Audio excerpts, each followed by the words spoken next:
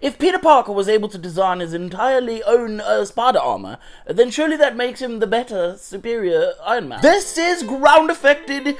My name is in fact your dad. Now I'm not gonna lie, I don't actually think it's a power armor. I'm pretty sure it was more just protection, of which Peter Parker designed himself as a teenager, bear in mind, in frickin' high school or college or whatever it was. But it's Peter Parker, our favorite, cleverest, spiderest, arachnid. You may be wondering why there is different colors across this model, and that is because this is my standard resin and this is the ABS-like that I happen to get confused in my order, but never mind that. I have currently been testing out and using a lot more of this ABS-like, which I do really enjoy. I'm not gonna lie though, it is a little bit pricey, so my preference is to use the standard resin and then I mix a little bit of ABS-like into the standard resin. I don't have any left because I ran out of it, so don't worry about that. But all I do is I take the ABS-like, I open the new bottle of standard resin, pour this in until it's filled up from the top, and then give it a shake like shit. I literally disabled Spider-Man in my excitement. But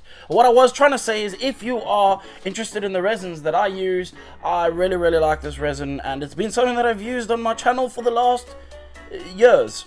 Check it out. There's also a link for that in the description as well. The thing about a Spider-Man that has a armored suit is that he is actually silver and not red.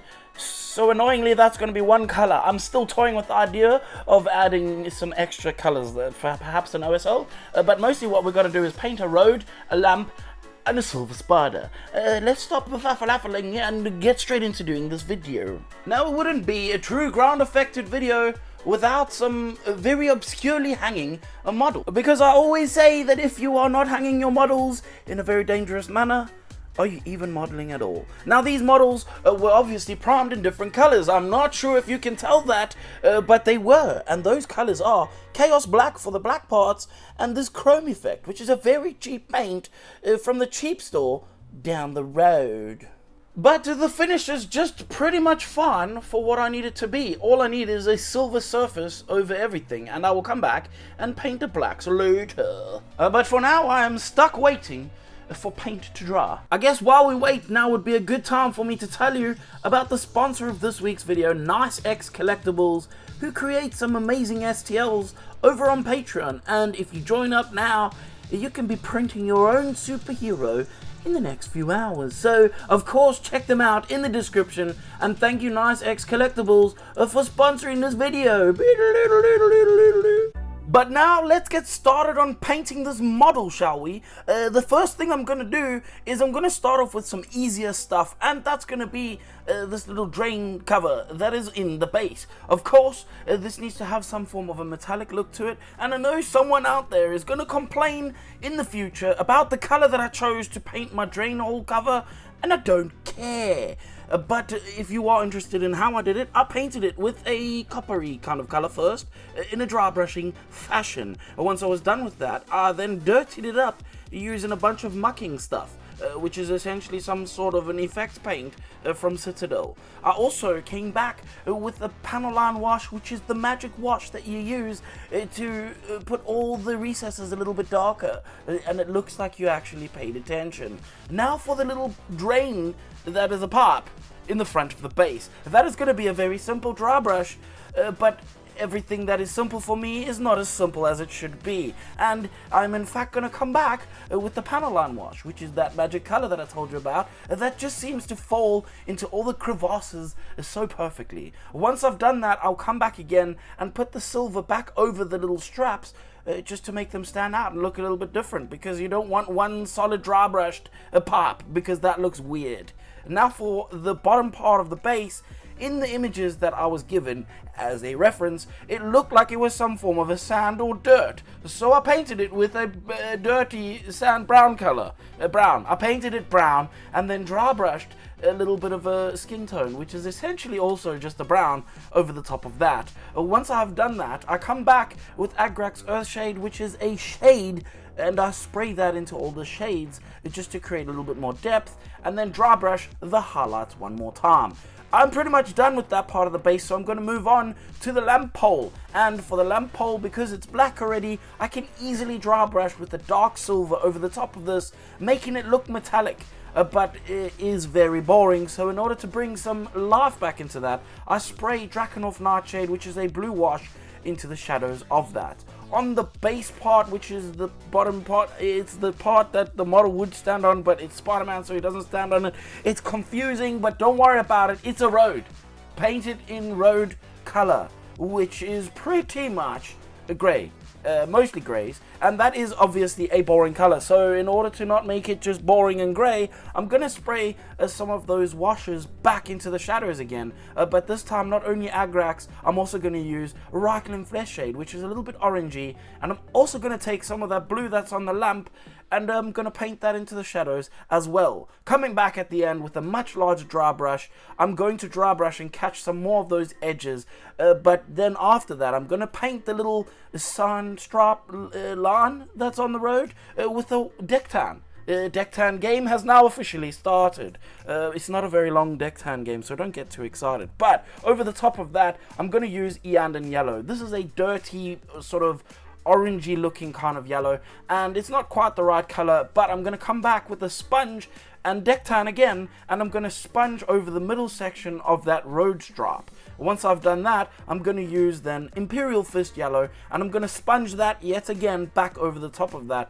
Then I'm going to take some Typhus Corrosion and paint some corrosion, which is just dirt, really, onto that stripe. What you may have noticed is that I have masked off just one little stripe at the back there. I'm going to take that off now, revealing that I have a slightly different color to the curb as I do on the road. And with that, I've concluded the base for this model. This was a very simple base, but there is no time to be excited about being done, because I need to now get back to working on the arachnid that goes on top of the lamp on this base. And of course, I'm going to start out by blocking in all the black areas on the suit. These are pretty simple to paint. However, painting over this chrome paint, it was a bastard, and it was very difficult because there is texture and the paint didn't sit inside the texture because it's shiny. So I had to do about 27 layers, and that was no different for the grey either. I also had to do 27 layers of grey, but I won't show you that because I was punished enough doing it,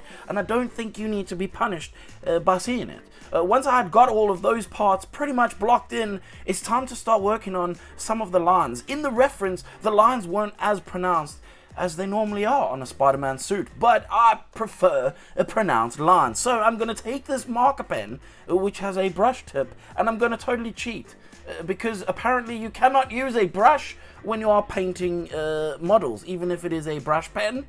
Those words didn't come out right. You're not allowed to use a pen. That's what you're not allowed to use. You can use a brush, but you can't use a pen. Don't worry. These people are stupid. Don't listen to them. Use whatever is easier for you. Now, getting back to the model, what you may notice is that I sprayed a little bit of a grayish contrast paint into the shadows. This goes over everything, and yes, it does matte some stuff down, but I also used a gray and black mix to give some highlights to those lovely thighs that our arachnid friend has. I then used a gloss clear over the top of this, and my mindset was that I'll come back and paint some of the suit later. We will talk about this when we get to that part.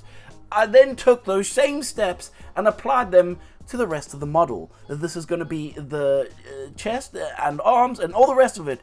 Speaking of the chest though, I even used that brush pen to pretty much draw the symbol on his chest, because it's easier. It's right there, and it's just easier. Don't be silly. Use what is available to you.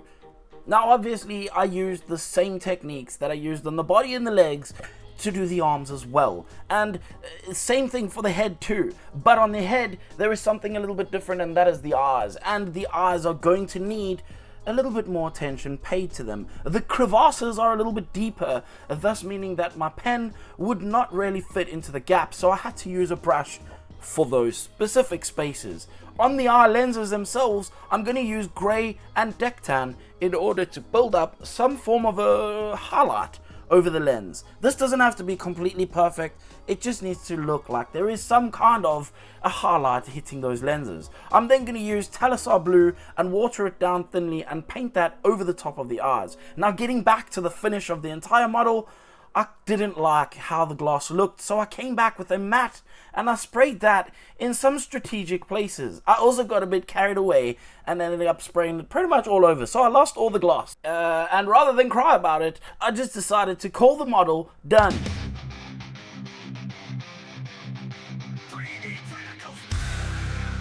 Hopefully you enjoyed watching this video and you maybe picked up some tricks out of it, and if you did, then that's good for you.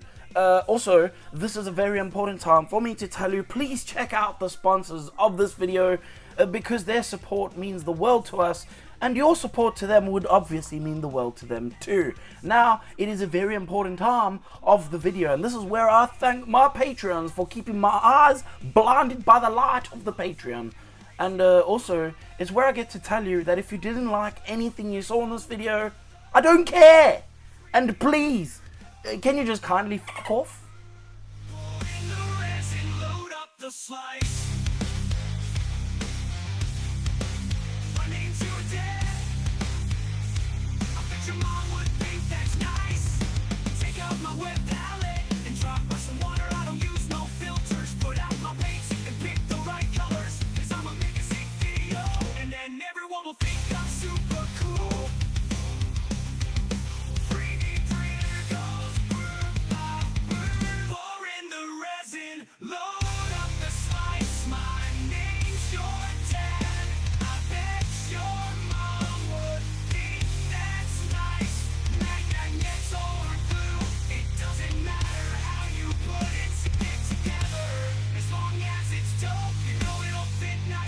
Show.